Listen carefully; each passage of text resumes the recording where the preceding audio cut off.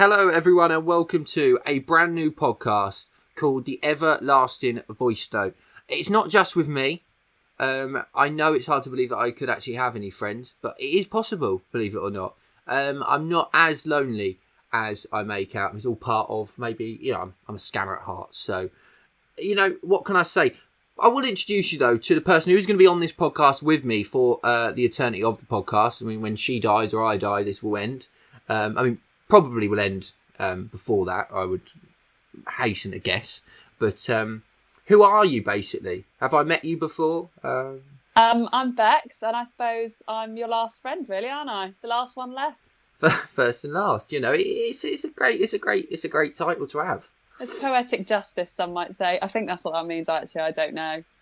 Look, at the end of the day, words are I always find, we're in the third lockdown now.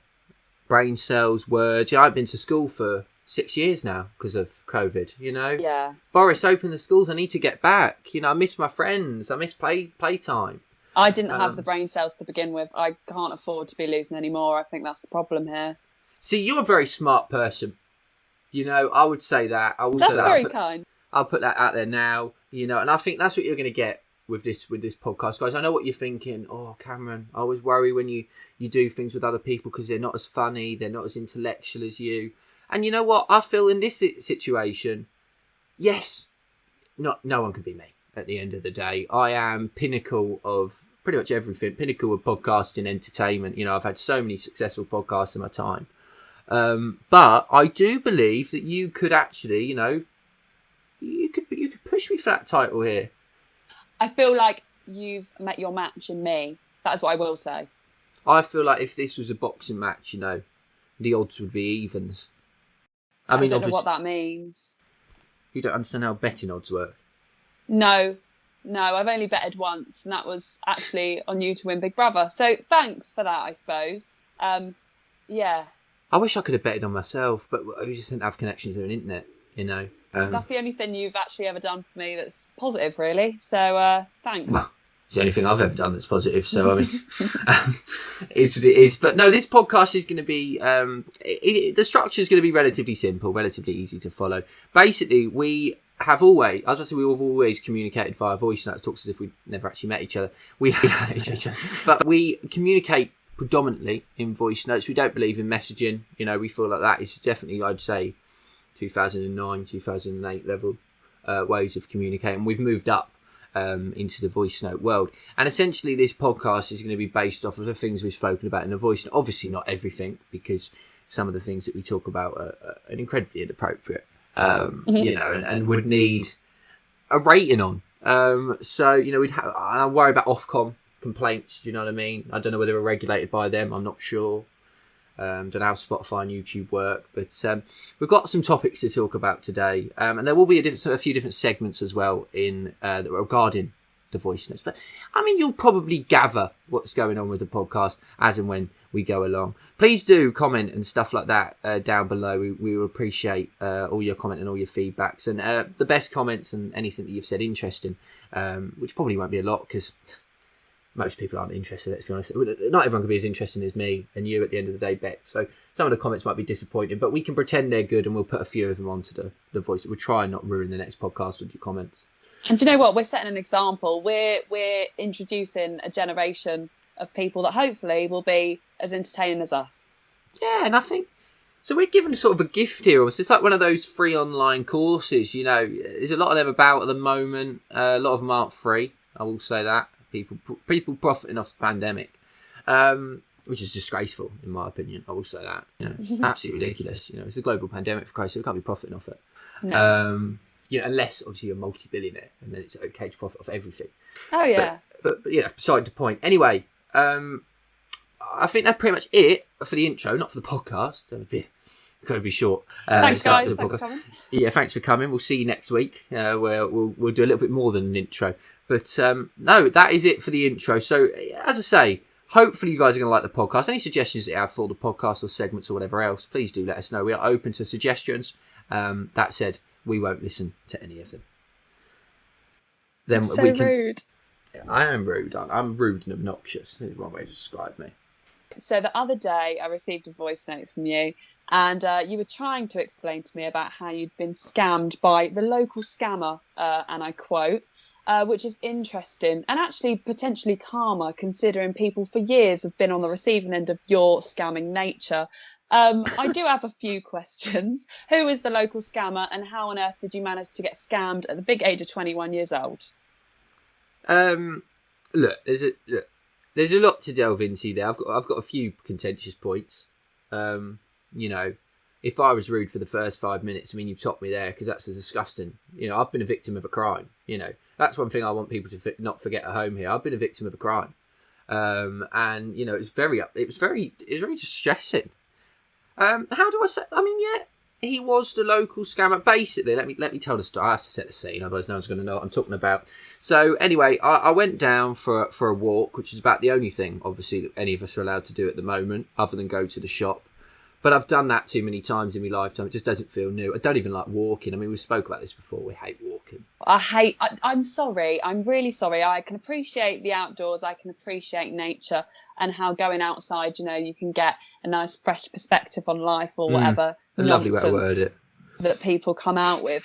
But I can't absolutely stand the thought of going and walking to nowhere. Why are you making me walk? You know, if it works for you, that's absolutely great. But for me, I just don't like the pointless walking thing. I think it wastes my time. I really do sound like a Debbie Downer, and I'm aware of that. But I think it's pointless. Where do you want me to walk to? Wait, when do I stop? There's so many questions. I'm not interested. But anyway, sorry. Well, no, and also I always think you could appreciate the outside, you know, from a safe social distance, you know, from inside of your house, you know. Yeah, looking out the window. Exactly. There's enough nature out there. Just you see a few birds every now and again, depending on where you live. You might get a few planes. Yeah. You know, what more do you want? Come on, guys. You know, I think the problem we've got in society nowadays is we expect too much. I actually think it's selfish to want to go out for a walk. I do. I think it's selfish to expect just go outside all the time, willy nilly. You got a window, use it.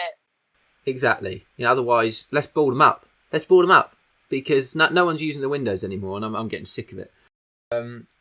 Back to, rather than me sort of sidetracking on the scamming thing, because I'm incredibly embarrassed as to what happened.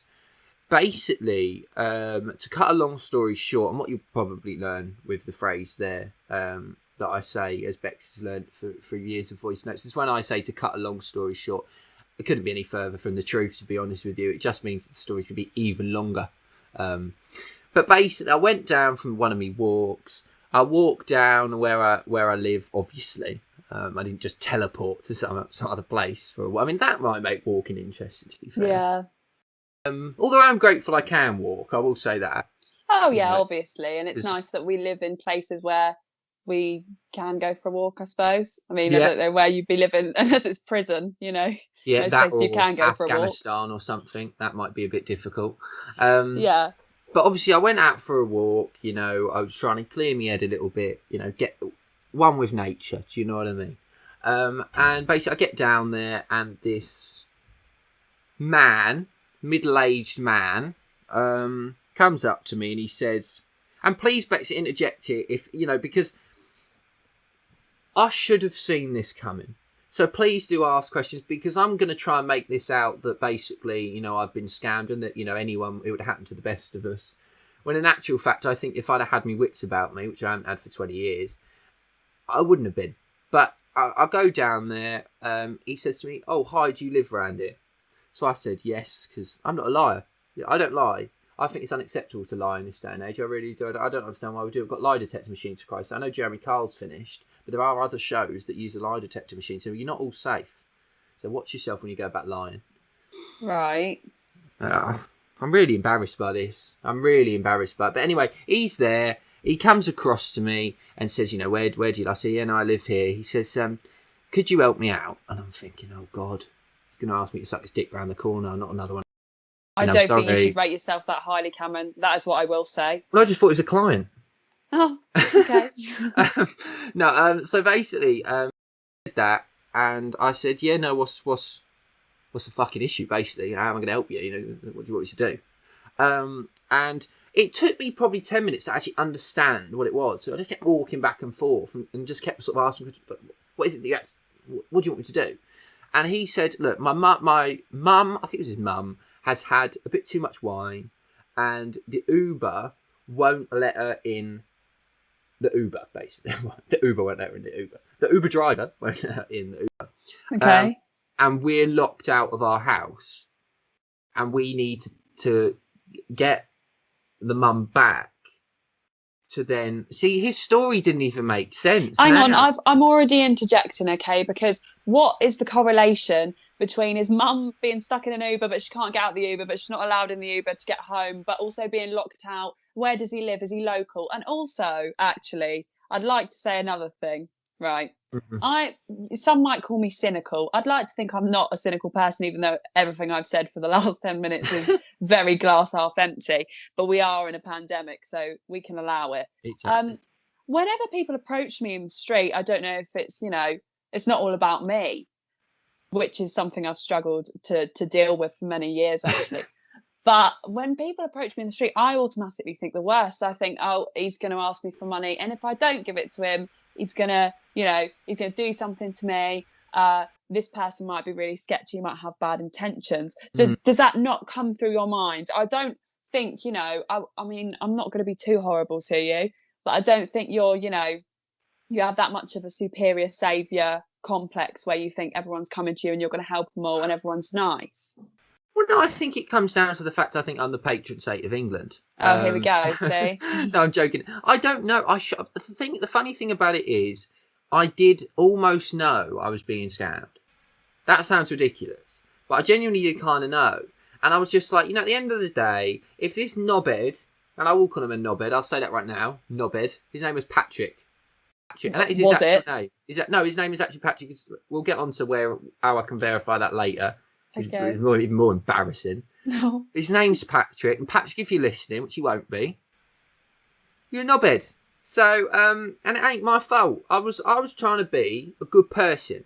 Okay, so he said, his mum, she had a bit too much. What I should have thought is, we're in a national lockdown. Where they've been? Yeah, that's true. Where are they drinking? Are they drinking by the Thames? Is there an underground sort of pub? If so, where is it? Because I want to go. That obviously I don't mean that to the local police. I don't mean that. I did.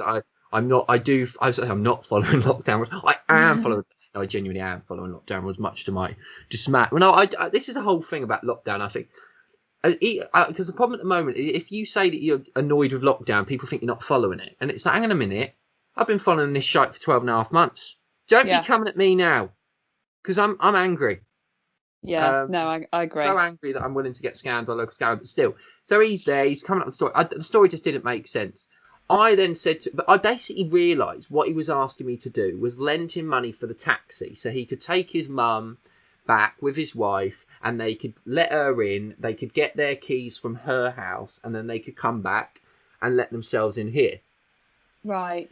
Now, obviously, when you gloss over the fact that makes absolutely no sense, and that the story in and of itself is the sort of thing that would be made by sort of a 7-year-old, and you would sort of question what's wrong with them because it just doesn't make any logical sense. I obviously just thought, right, so you want me to give you some money? He said, no, not give me money, just lend me money. I was thinking, well, that's what I meant. But I didn't have my card on me. So I said, I can run up and get some money. So off I'd go running up to get... I can see you huffing and puffing in the background. Instantly, I have problems with this, okay? Instantly. Right. So would you not have said, I'm really sorry, but I don't have any money on me?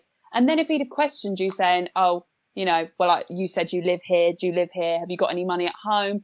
I'd have made some nonsense excuse up because I know for a fact that I'm not a drug dealer, Cameron, so I don't have money lying around. So I What are you insinuating here? That I'm some sort of drug dealer?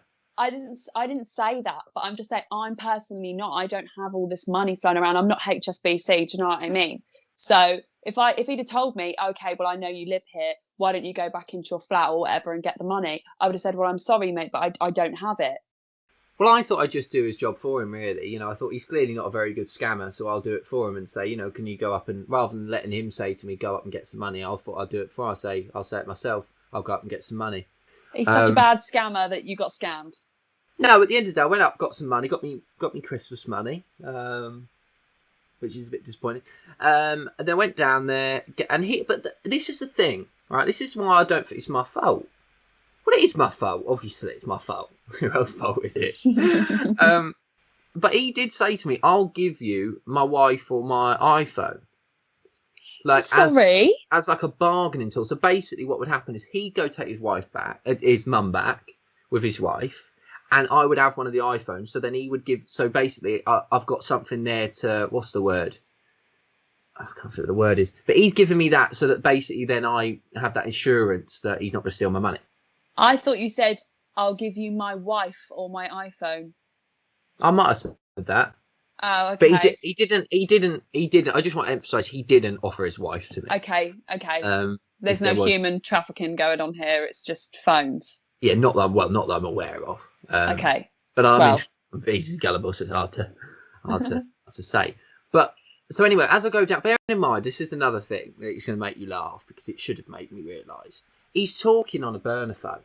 Yeah, okay. He's on a little tiny burner phone. Like, and I thought I don't know why I didn't think, and also I don't know why I thought. Firstly, taxis always accept card. They don't just accept cash. So none of it made sense. So anyway, I go down, give him the 45 quid, and then I say, "Oh, have you got an iPhone or something to give me?" And he says, "Oh, my wife's in a taxi with the phone." And at this point, I thought, "Ah, fuck." So I said, "Look, I was like, please, if you are going to scam me," I said, "Please don't." I said, "I'm going to take your word." No, you didn't. No, I did. I said, "I'm going to take your word for it because you seem like a nice guy." But I said, "Please don't do it." I did the whole, I'm a student, I can't afford to lose the money. You said to the local scammer, "Please don't scam me." That is the most ridiculous thing you've ever said. And also, actually, another plot hole in the story I'm finding, unless I've misconstrued it, is so you're telling me they had an Uber, the Uber driver wouldn't let the mum in because she'd had too much to drink.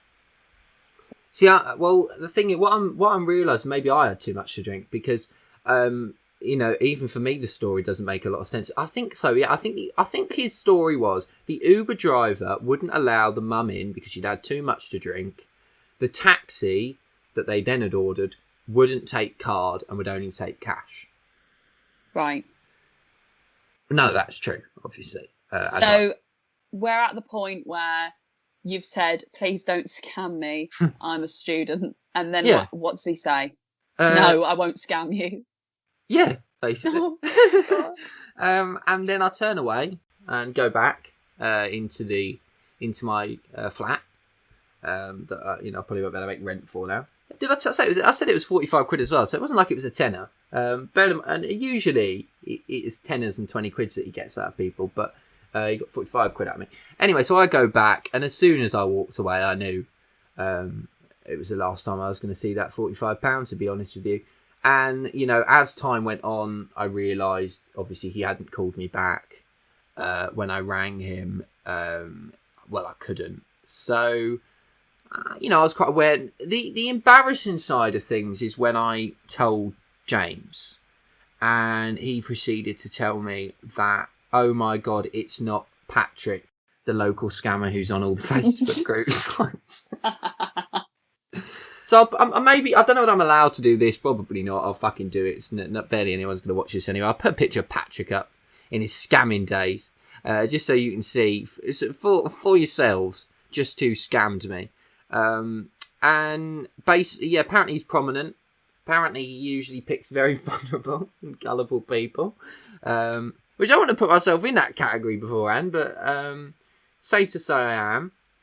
But I think to myself, I know it's my own stupid fault, but he's funny.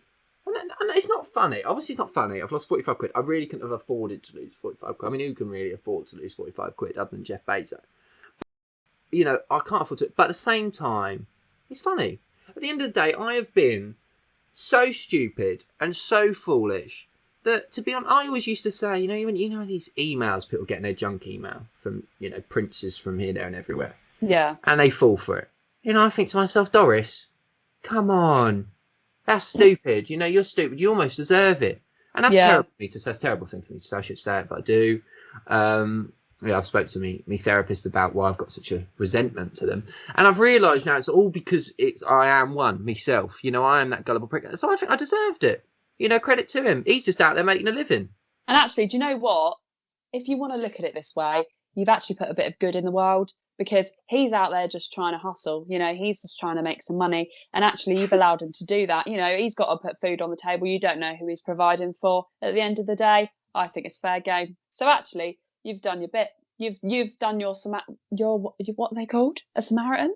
What? It's, Samaritans are what I call when I'm about to jump off the balcony. I don't know. It's the same. It's like a good Samaritan. It's like your good deed of the day. That's what you've done. So you've probably provided a family with, you know, a nice McDonald's. So I think, you know, McDonald's credit to you. £45. They could go to a 5-star restaurant if the bloody things are open. You know, I mean, the thing that annoys me on a more serious note, and the whole point of me telling this story is not because I'm trying to make myself sound like an airy fairy, fluffy wuffy, nice person who's giving some random person £45 on the street. I'm basically saying I'm a fucking idiot. But at the same time, it did annoy me because I thought to myself, and even when I said it to him, I said, you know, I really want to help you out. I said, but when I said please don't scam, which I know is funny, considering scam. I was like, I just wanted to help him out because I thought he was in distress. I thought, fuck, it's lockdown. You know, it's one of the worst times to be kind of stuck because nowhere's open. You can't pop here, there. You can't pop there. No one's about. People are paranoid about coming to pick you up, whatever else. You know, family, whatever. And I thought, well, if I can help this guy out a little bit here, get his mum home. You know, she's obviously had a bit too much. You know, we've all been there. I think it's a red wine that sold me. You know, because I feel like there's a red wine community. And I'm sorry, I've got quite the theory that I feel like, no offence, you know, I just feel like personally, red wine drinkers are elite members of society. I think that we should all have a superiority complex for enjoying red wine. And I think if you don't enjoy red wine, once again, no offence, but I think you lack severe taste. Definitely. Can we talk about, you know, how people say red wine's for old people? Yeah. First, it's disrespectful to old people because they've got to watch their cholesterol and things like that. They've got to watch their hearts. Also, don't discriminate against old people. No, because they're the butt of most jokes. You know what I mean? And now they've got a pandemic, for Christ's sake, on their hands. You know that disproportionately affects them. It's not fair. You know they have it tough. They do. You know, I know they fought in the war for us, and they you know, or I do think it's funny. Everyone when you're younger, you think that every old person's fought in the war, which obviously isn't true. But I do feel like red wine is not a drink for the elderly. Well, I mean, obviously the elderly are more than welcome to drink it, but I feel like it's a drink that, you know, you should drink right from the start. You know, maybe not right from the start. Obviously, at legal age of consumption of alcohol, depending on where you live. But look, I'm sorry, chat. It was embarrassing. I'm embarrassed. I'm demoralised. I feel very upset about it. Not upset. That's dramatic. I feel obviously I've been mugged off, which, to be honest with you, I just add him onto the list. And the one thing I've learned from the experience, I haven't learned not to be scammed again, because what does that mean? Because, you know, how do you know if you know you're being scammed, well, I was about to say, if you know you're being scammed, you won't get scammed. I knew I was being scammed, I still got scammed, so that's not correct. But what it's made me realise is Patrick was a male, and it's made me realise, again, that my hypothesis is true, that men are a fucking piece of shit. Yeah, I would like to not contest. What's the word that's opposite contest? Condone? No. Confirm. I would like to confirm, conclude, agree that men are useless wastes of oxygen, to be quite frank. But Cameron, also, I'd just like to say that you know quite a lot about scamming, it seems, which is it's just quite convenient. And do you know what? In my phone, your name is still Scammy. Well, scammed. I need to be changed to now. I've moved on. You know, when this is the terrible thing to say. So I shouldn't say this, but I've got to say it now because I fucking thought it. You know, when a bully, but you know, someone who gets bullied becomes a bully. I've done it the other way round. You know, I was a scammer and now I'm getting scammed, and that's how it should work. Because I'm getting my comeuppance. You know, there's a lot of catching up to do. £45, but you know, I deserved it. I deserved it, and you know, all of you can take the piss out of me, please do. But you got to be careful in London. There's lots of different stuff that happen in London. You do have to be careful because there's a lot of scammers about it. It is kind of scary to think because he works in the local area and things. So I am scared for his safety in the future because if I do see him, I will knock him out. And if this ever gets played in court, that is a confession. Just to quote myself. But yeah, no, there's a lot of things you've got to be very careful. I mean, me and James got mugged in central London. Well, we didn't get mugged, but we had nearly got mugged with Primark bags. In central London, it's central London for Christ's sake. Look for somebody with some better bags. We've got Primark bags. We just had some white t-shirts in there. We were just stocking up for the school, not for school, for uni because because James likes wearing them at uni. I don't know why, whether he's going for the polo look. I don't know, but and we ended up having to run through a department store and run out the other end. It's terrifying. You've got to be so careful, but you've got to have your wits about you, and that's something I've realised that I maybe don't have. But this is what I say. You try and do a nice thing, throws back in your face. Basically, I've given a bit of niceness out in the world, and what have I got back? Shit in a fan in my face. So I'm not doing it again at the end of the day. So in my opinion, I don't trust no one. Don't trust you, to be honest with you, Bex.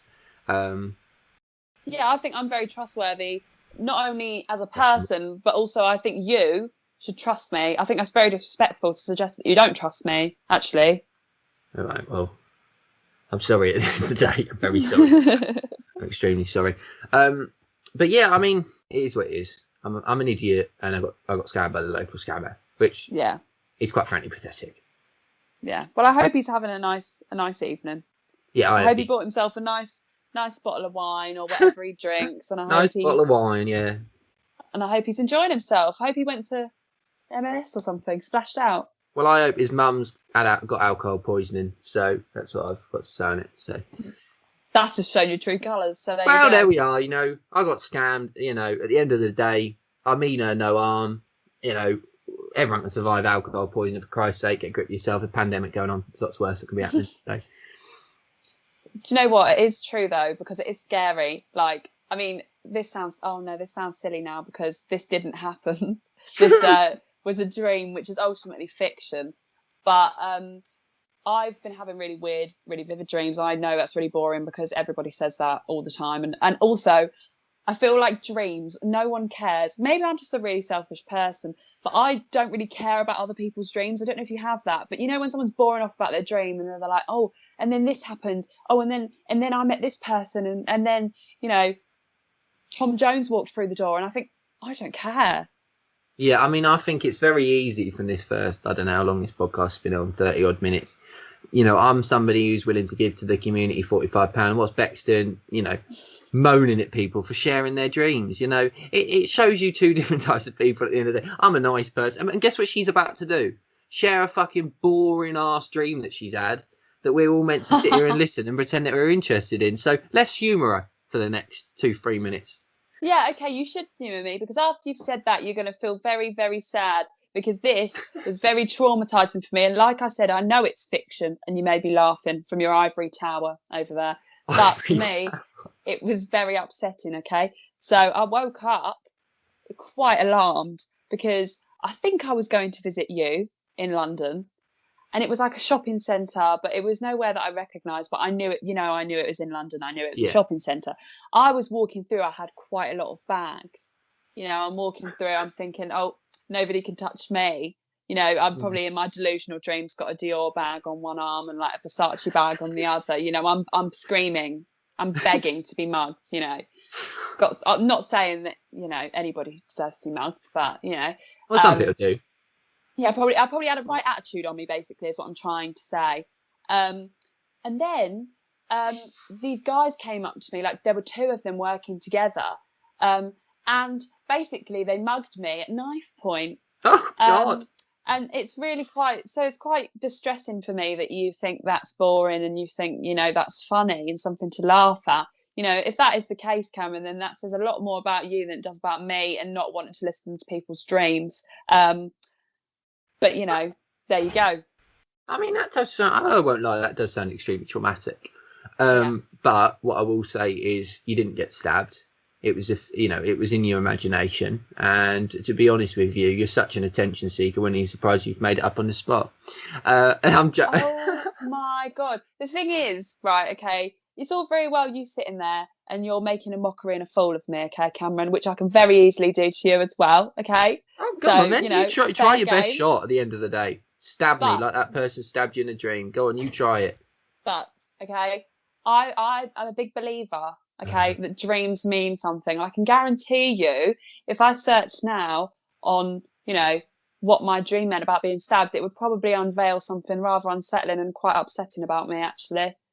Look, see, let's talk. I mean, I know dreams are probably, if there was a list of topics on podcasts that have been spoken about the most, I feel like dreams would probably be top of the list. Yeah, because they're boring. That's what I just said. Well, I think maybe they're boring now because it is funny though. We do all get it because the reason we talk about dreams, we're actually going to talk about this on the podcast, is because I actually originally had a dream. I was the original. You're the first. I was the first person to ever have a dream.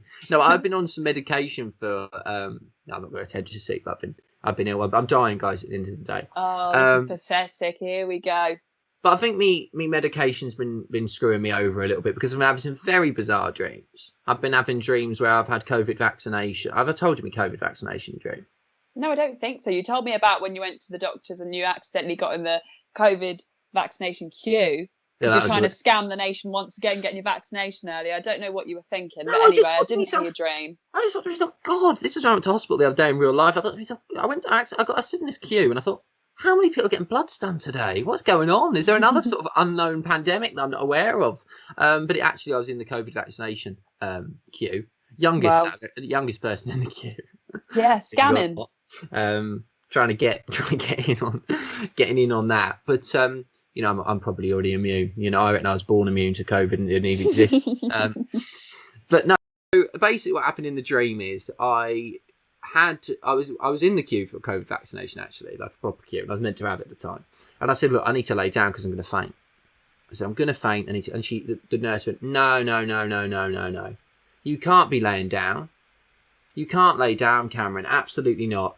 We don't lie down now for vaccines. And I said, what do you mean we don't lie down for vaccines? What do you mean? How does that make any sense? And then this other lady comes along, a sort of older lady, and she says, no, just lay in my boot, in my car. So she just opens his boot and just says, you can lay in there. So I'm sat on the boot thinking, right, okay, that's fine. And the other nurse ain't very happy about it. I'm thinking, I don't know why she's got a bee in her bonnet. It's your job to do COVID vaccinations. Get it in, as they like to say, get it in the arm. Yeah. Get it in the arm. So then to say, oh no, don't worry, you can get it done at the GP surgery. It'll cost you £14. I said, £14? I've been living through this pandemic for the last 2 years. I haven't paid £14 for nothing. Absolutely not. And the NHS has got some cheek, and I tell you that for free. That is what I will say. Well, I'm glad I stopped clapping for him. That's all I'm going to say. I'm just put it out there. I'm glad I stopped clapping for him because that's disrespectful. So anyway.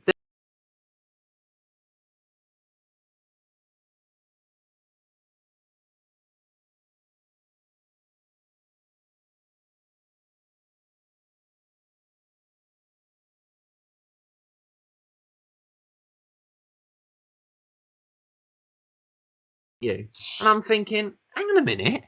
No, you didn't.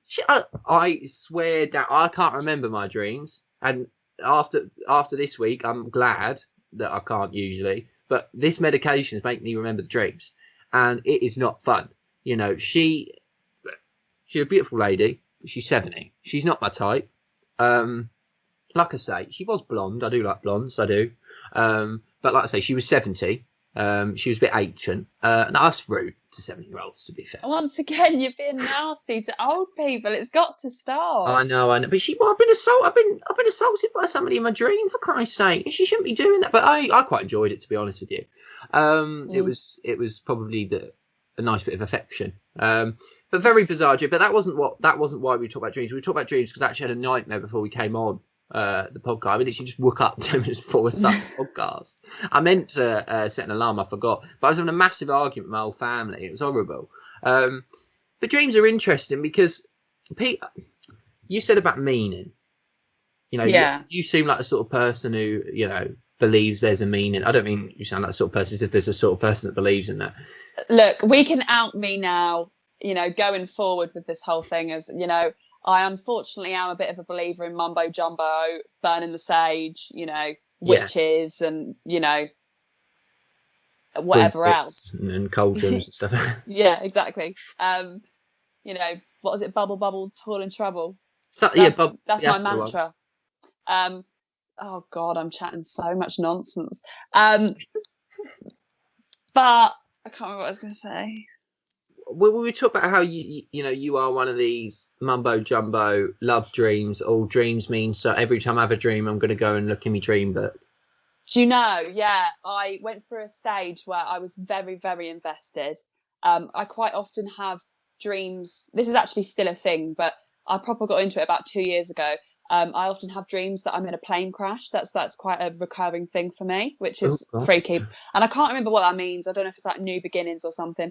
But I think I almost paid £80. I'm sorry. No. No, can I I'm just going to finish? interject. No, I'm sorry. I'm not letting you finish there. That's Okay. ridiculous. This is where I struggle with it. How the flying fuck it's having a plane crash a new beginning? It's a new beginning because you're fucking dead. No, the cynical part of me says, Rebecca, we all know you have a really quite intense fear of flying. I am terrible. I literally genuinely need drugs. Obviously not recreational drugs, proper prescribed drugs. Don't we all? To get me to sleep. Otherwise I will not set foot on a plane. I can't do it. Everyone knows that I don't like flying. And that is probably the logical reason. But there might be an offering for something a bit more complex. And, it might be, okay, the plane's crashing, everything's crashing down around me, and it's a symbol of new beginnings. Something new is going to come into your life. Is that a new job? Is that a new partner? Is that, I should be so lucky. Is that a new, but it's all up to what you believe in. But I almost paid £80 to see someone. Do you remember that? It was a couple of years ago, actually. I almost paid £80 because I got really into mumbo jumbo. But yeah, I think it was someone telling me what my dreams meant or something. I didn't go. I think it's interesting. I know I took the piss and I pretended that I think it's all a load of crap, but I do think it's interesting. I do think there are some truth. The thing with me is I don't think it's possible for us always to extract. Because when you wake up from a dream, it's difficult to remember the details. Obviously, luckily, the medication I'm on at the moment seems to just mean I could just remember them as if they happened in real life. But most of the time, I can't really remember them. That might be because of marijuana, but I don't know. Because I always could remember dreams before that. So yeah, I think it probably is that. But still, you can't fully remember the details. So it's difficult. I believe dreams do have meanings, but I believe to extract exactly what the meaning is, you have to accurately remember the dream properly. And I feel like we can get it a bit twisted. And that's why I think sometimes the meanings might not be as accurate. And also I think there are certain dreams that are just, your subconscious is just firing on, I was going to say firing on all cylinders. They are firing on all cylinders, but they're going sort of the wrong way round the roundabout.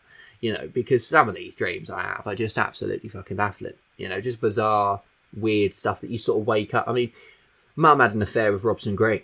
In her dream this week. We'll talk about dreams. She loves Robson.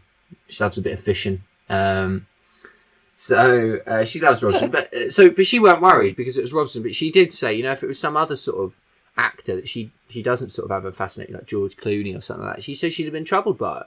And, I think that's where, I think with dreams, we do have to be very careful because we can worry ourselves about dreams and you can have a bad dream. You can think, oh my God, this means something more than I think sometimes. You know what? It may not mean anything too terrible. It might just mean that basically, your brain is going round the roundabout the wrong way round.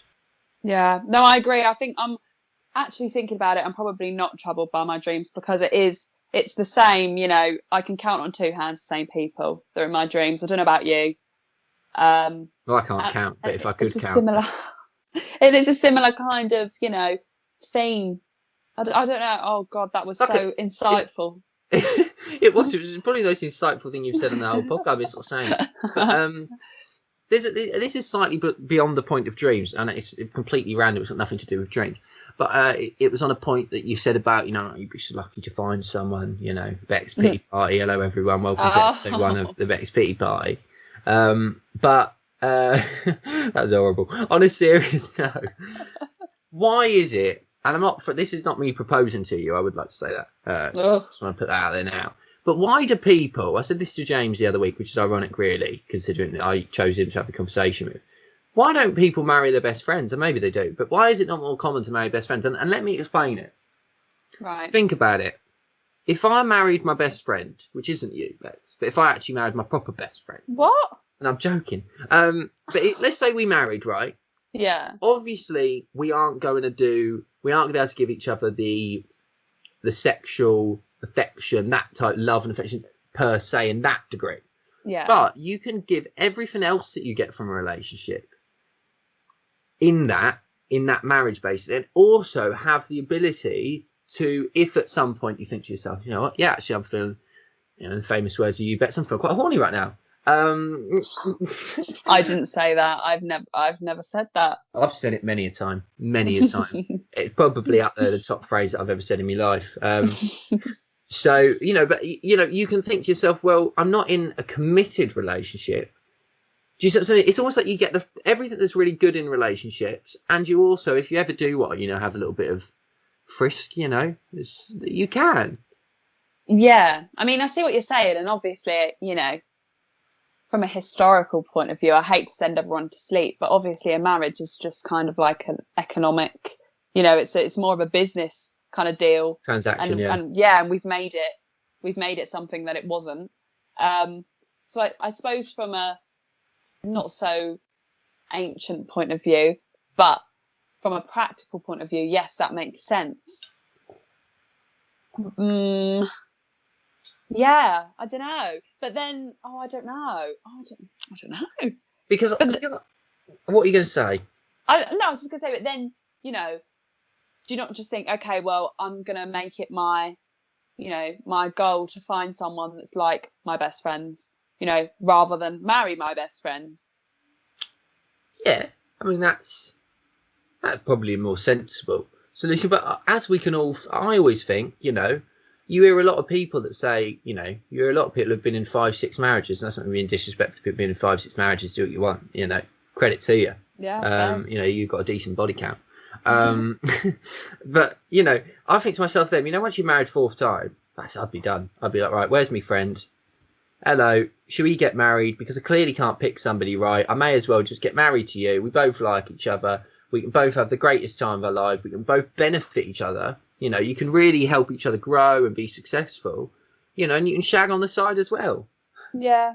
No, you do you know what? I don't think it's a terrible idea. And I have always said, you know, everyone says it, you know, oh, when we're both 30 or when we're both 35, and, you know, if we're single, I mean, if, more like when for me, you know, Beck's Pity Party round 2. Coming you up know, like episode 2, yeah. Yeah, let's marry each other.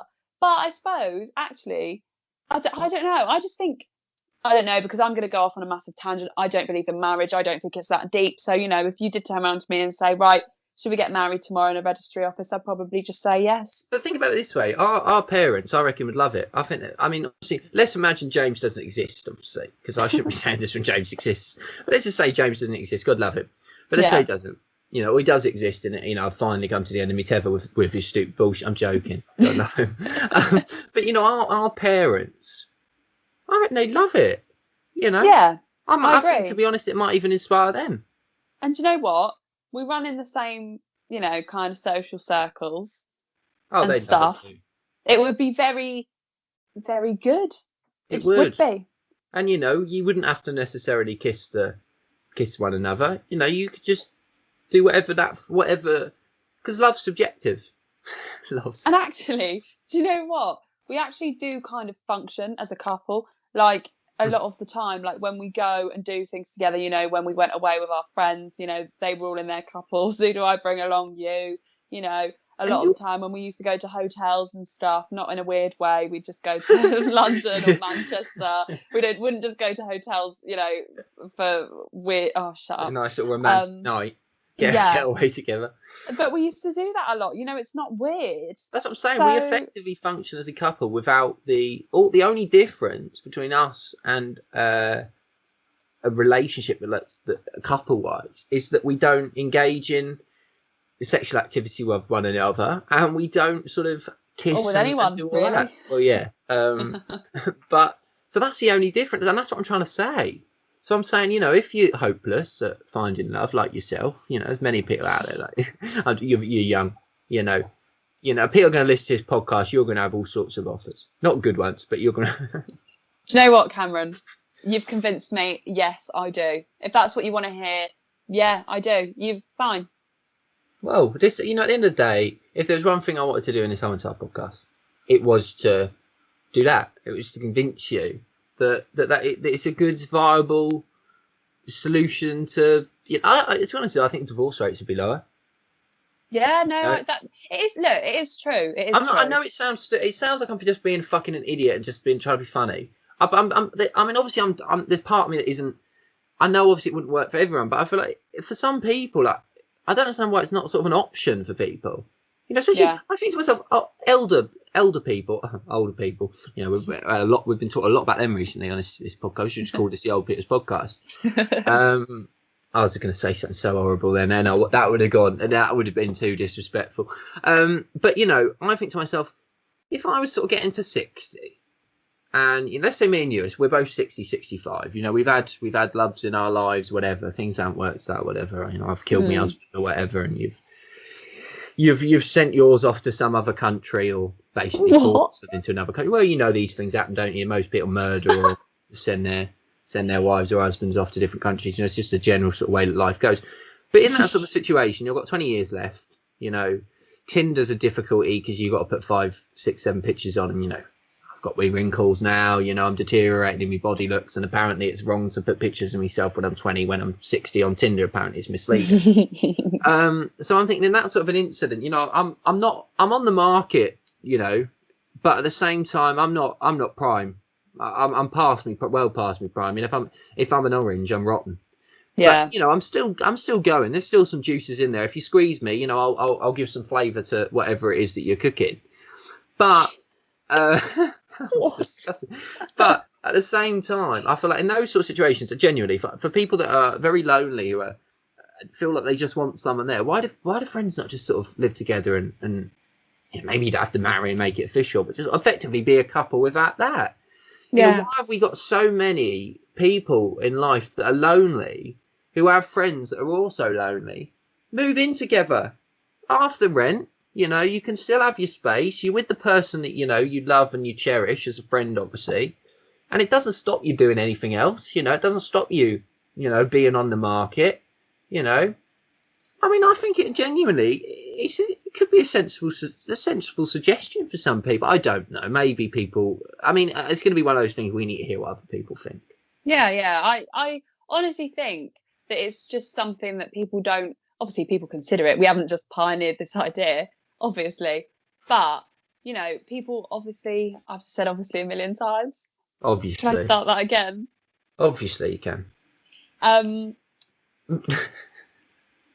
I think that, obviously, I'm not saying we've pioneered this whole kind of concept of living with your mate, when you're a bit older or whatever, but it's just against society's, like, nonsense, social constructs.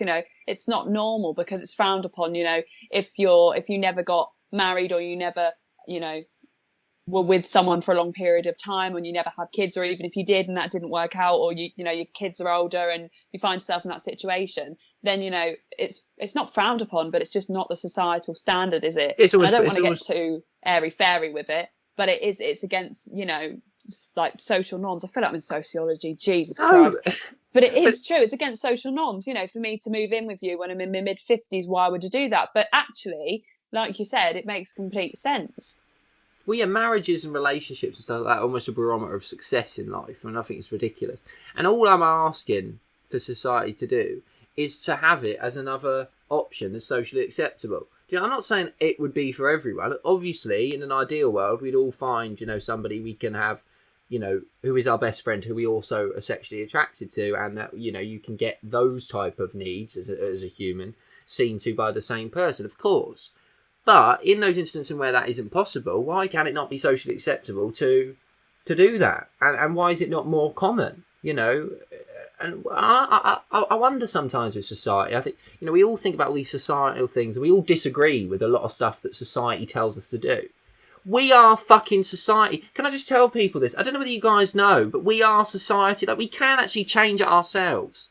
Like, stand up a little bit. It's one thing that pisses me off, and I'm going to get a bit wound up here, and I don't know why I got wound up. But why are we? It's all like we've got no accountability for anything. Or, it's whenever you talk about anything, you talk about issues in the world, stuff that people aren't happy about. I think about the moment there's so much racism in football, and I hear people talk about the culture around it and how society is with it and how it's disgusting that this is what society is. We are society. Stop talking about it. Do something about it. It's the same with talk about mental health. Everyone talks about talking about mental health. No one fucking talks about it. Talk to your friend, for Christ's sake. Yeah. You see all these people on television telling people to talk about, talk about your mental health. Well, fucking talk about it then. Talk about it. To ask your friends. Check in with them. We are society. We can change things. And I hate this whole stupid bollocks where we all go, we can't change nothing. We're all irrelevant. Yeah, that's why the life is shit. That's why humans are unhappy, and that's why we're all depressed. So let's step up, stand up, take some accountability, and we can start to change society. I really do believe it. I don't like it when we say, it's societal norm, we can't change anything, we can't do anything about it. Yes, you fucking can. The reason nothing's changing is because you're sat there wallowing in your own self-pity. Get a grip of yourselves. That was really inspirational. Thank you for that. I thought it was a bit aggressive, to be honest with you. Well, all I'm going to say is, if Harry Styles isn't knocking on my door in 5 years' time, I hate to sound like a broken record, I'll come to you. Like I say, few problems with him, but I'm willing to look over. I'm willing to gloss over. I don't understand these. I don't know if we want to discuss it now or save it for another day, but I would love to know these problems with my love, Harry. Well, if people want to know anything about my not my issue, I don't know him from Adam, not from, I hate that saying from Adam. Who's fucking Adam? Who is Adam? Adam and Eve? Yeah. Yeah, maybe it is that. Maybe it dates, but yeah, I think so. Made a fool out of myself there. But yeah, basically, he's a nice guy. I don't dispute that. He seems like a really nice guy. I thought he was fantastic in Dunkirk. I will say that. I know it's very random, but he was fantastic. What an incredible acting performance! And he's actually, I've heard, you probably heard this. He's starring in something about. When I said I hope you've heard this, it's because I was hoping that you'd be able to take over because I've forgotten it halfway. Well, he's in a film called Don't Worry, Darling.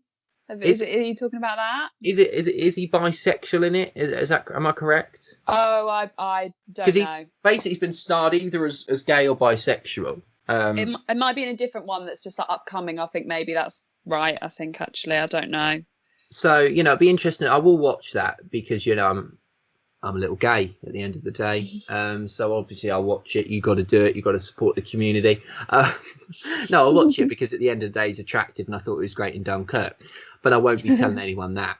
But yeah, no, maybe we can talk about that. But we do have one last segment that we will do that we'll break away from now before we come back for the outro of this first ever podcast. If you did enjoy it, do let us know. If you've got any suggestions on stuff that we can talk about, please do let us know. Obviously, we are basing a lot of it on what we spoke about in voice notes. And hopefully, if we do edit this correctly, there will be little snippets or from voice notes. For example, when we talk about the scamming thing, I hope to be able to get me in there saying that I've been scammed by the local scammer to you the first time. Just maybe get your initial reaction on the voice note. I think it'd be nice for people. Thanks for watching, though, this first ever podcast that we've ever done together. Can you believe that? We've never done obviously. It's not that I was going to say, probably you can. Yeah, you probably can. But it's first ever podcast of the day. If you do want another episode, please do let us know. And if you don't let us know. We don't want to hear it. Be kind, everyone. It's don't be. No, I'm joking. No one knows what that means. Scammers are about, for Christ's sake. Be kind. What does that mean? Be alert. Is that be alert, stay alert, control the virus? Stay at home.